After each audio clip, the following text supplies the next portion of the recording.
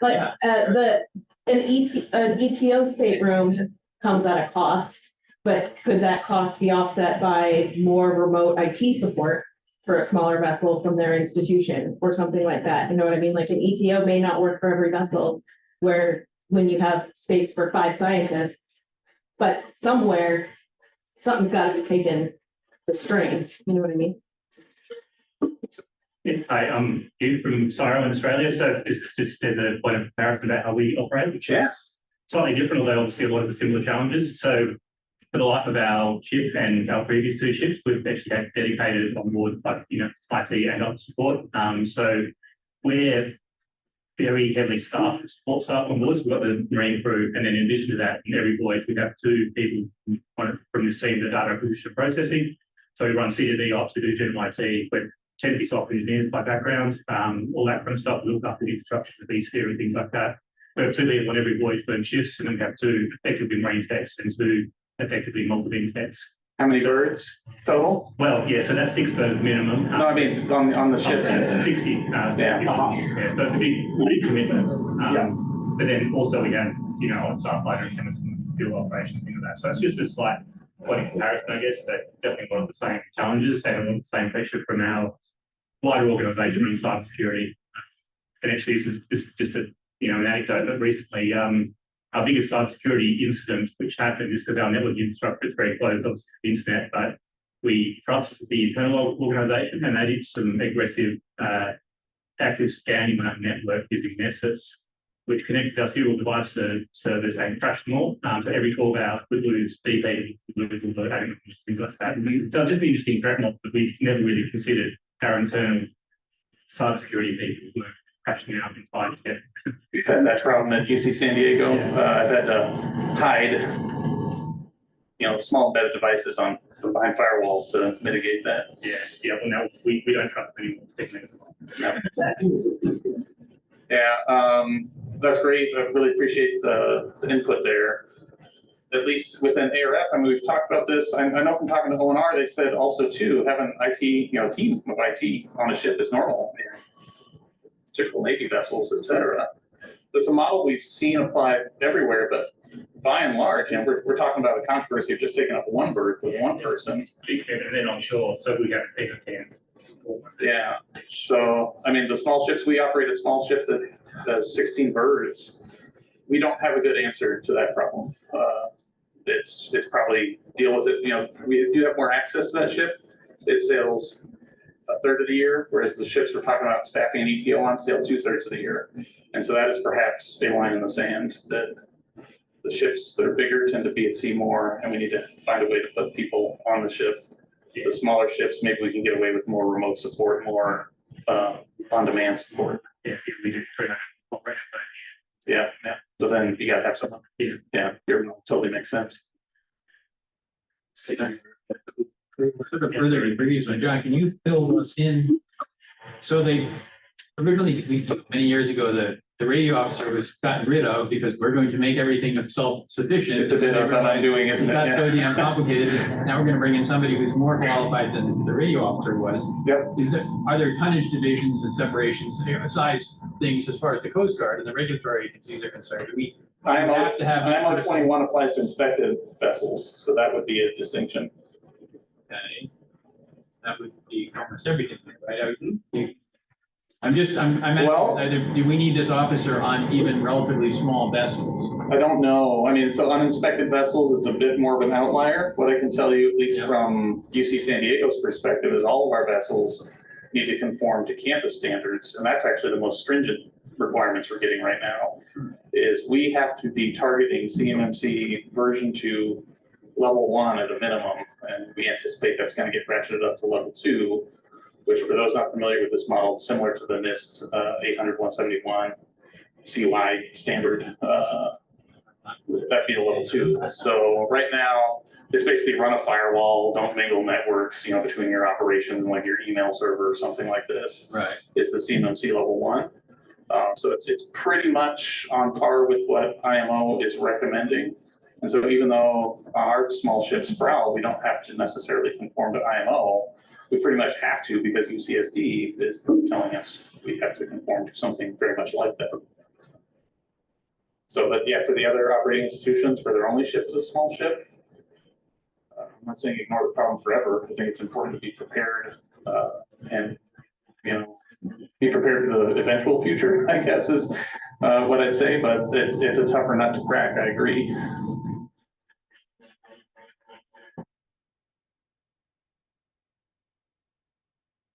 Yes.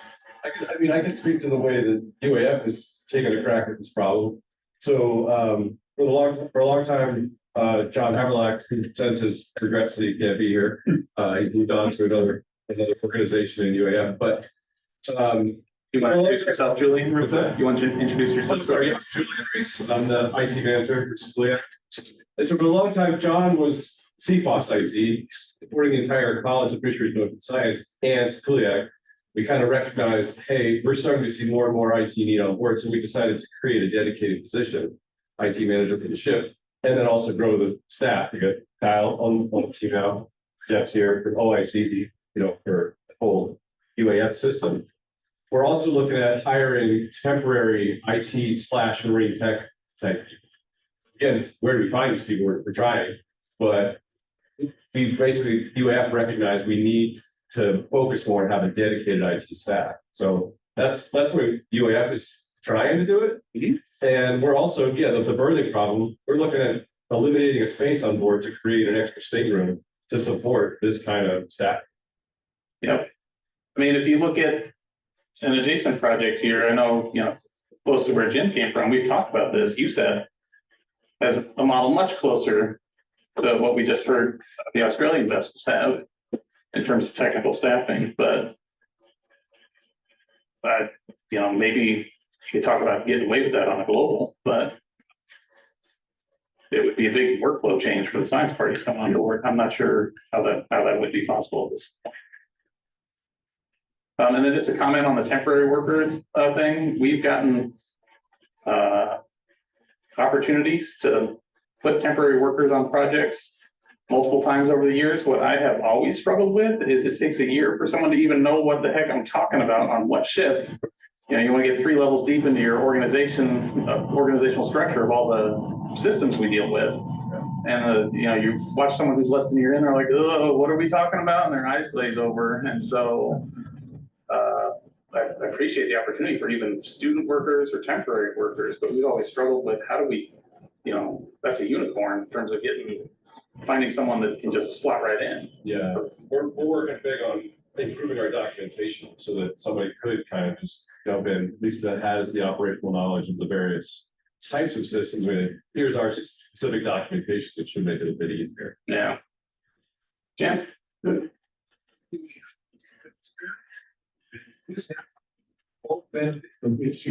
Yep. Nope. So I don't know. I know people talk a lot, but there's nothing, that's not true. So that's the time. Well, so one factor that will not come as a shock to anybody who knows me that I think is important to talk about is if you think about the last 20 years of time, our reliance on internet-based information has grown phenomenally. And so within, if you think back to an old university department, then you had the department server and everybody accessed their email or whatever was important there. So even if the internet went down, people could access that, but everybody's moving to the cloud. Talking to the campus admins at UCSD, they talk about everything used to move east-west, now it's moving north-south in terms of going up to the internet. So it doesn't solve every problem, admittedly, but there's some amount of birthing impact we can avoid by having better and more internet connectivity for lower. The science? Yes. Yes. That is the question. I think it's Sunday. And I think for this community to move forward into the future, we need a situation where either could happen. And it doesn't have to be every cruise, right? Different cruises have different needs. Yes. Well, I think also.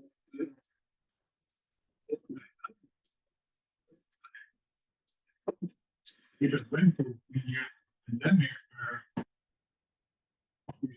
forcing. Those nice teams had to concede some of these great.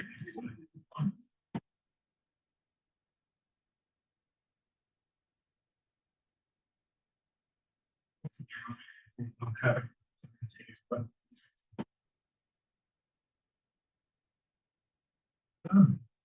yeah, it's saying this is something that is all interesting. So It is. Lee, could you talk about some of the experience we had on Ravel this year? Which part? Well, it was Ravel and Ride, right? We've had multiple emergency requests from scientists to remote into the ship for. Oh, yeah.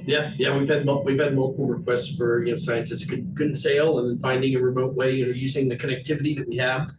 But that was also one consideration with IT staffing. So if you're looking at the, jobs in IT, there are a lot of options for IT work that doesn't involve going to sea.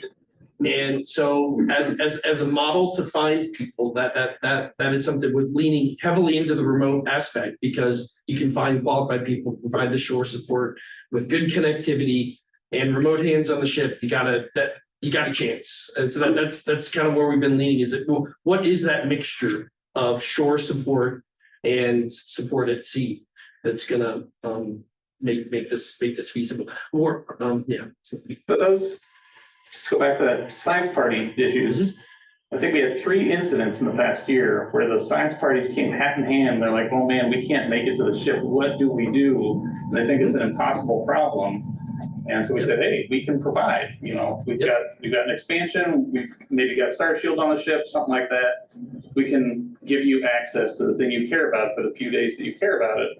I think the inevitable ratcheting up of that will be, we need that now. That's a functional way to bring more science parties on board the ship, and that's going to become we also had part of the course. Yeah, we also had expertise off the ship. Like this was the SVP 29. There was the science party was there was not a lot of expertise on the ship for all the settings that had. So we had some expertise off ship, and they were zooming in while they were collecting data. And here are the settings I'm using. I'm not getting results. What settings to change. There was a lot of that, and it was so with the multi-beam data collection in the South Atlantic, it was they had a survey planned, but they started around the lines. Weather conditions worsened. They had to pull in the beams, but then so the science party was watching everything over Zoom, and we said, okay, we're going to adjust our lines. If that had to go without that remote support, there would have been gaps in data. The technicians would have been averse to changing the scientists' line spacing. So, but remote connectivity, they got what they needed. That's ship ops, science, participation, technical participation, all go in service base with subject matter experts remoting in. That's all true. Increased bandwidth capacity that has been provided has really helped that. Yes. I mean, the pandemic drew the new baseline. Yes, I don't think we're unringing that bell, but Right. what do we do from here? Well, if you rang the beginning of that bell. Yes. I mean, there's I don't know the name of the ship, but I've heard about a ship that's Taiwanese, I think, that has room for, I think, 3 scientists on board. So everybody's remote. And there are all kinds of things that are possible if that's your baseline, if that's your normal. Like Lee was saying, you have all these experts that are diving in for just specific pieces where they're of need and of interest. But it's a different framework. It's a different mindset. And that takes a different way of thinking about how science is done. Yeah. Jim? Just something clear, from what we started, we was sending. If you could turn multi-beam on, set the parameters, remote all this from your office, run it, adjust your beam width, do all the techniques, but nobody's sitting at the console on board the ship. You can. But we didn't have that working at the time of the first request. A little bit of a failure to launch. We tried to, but we settled for Zoom. I mean, that's great. I mean, technician. But who's gonna sit in the office and take care of that at 2 AM their time when the ship's working, in the afternoon off Cape Town or something? That was what the requirement was, that the science party designated someone to be on Zoom. They did shifts Right, ashore. They did shifts ashore. No different than if they were on. Yeah. But in terms of techs, we have spare techs sitting around that are gonna zoom in and make sure multi-beam's working, sitting at their office. Okay, but never mind. I think we're talking about a very specific problem set. So, yeah, all we did was a multi-beam survey. That's pretty easy. We're learning that we can do some of this. Absolutely. If somebody's gonna be doing nutrient sampling, run nutrient analyzer. So. Yeah. Correct. Well, I think that we can do acoustic work remotely to a very large degree. Not specific area, right? EK80s, a lot of stuff with the multi-beam as well. But yeah, we're not gonna do nutrient sampling for them.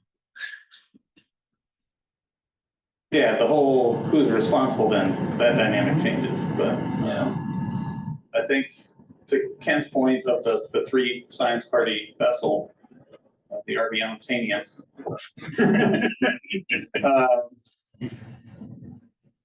I think that needs to be a mode we can function in, not the mode we function in. But this, to me, it seems inevitable that that's the extreme of where we're headed.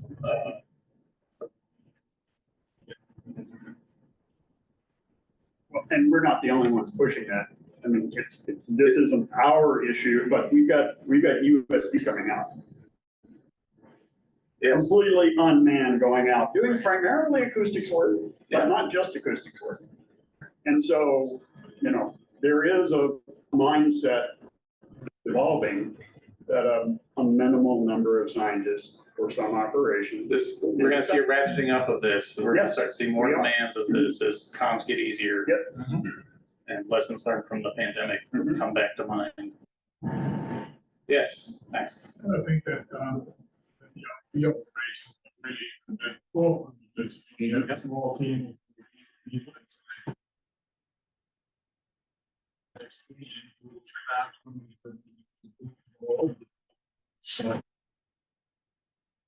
Yep.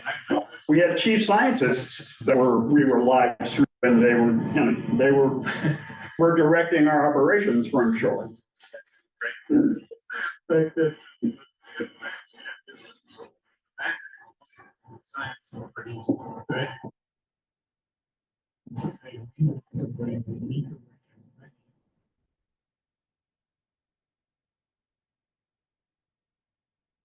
That is not correct.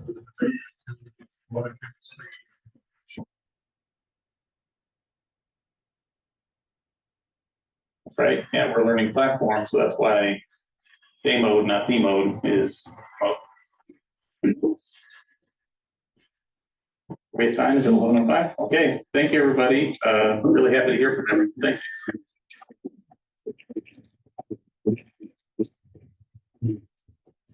you.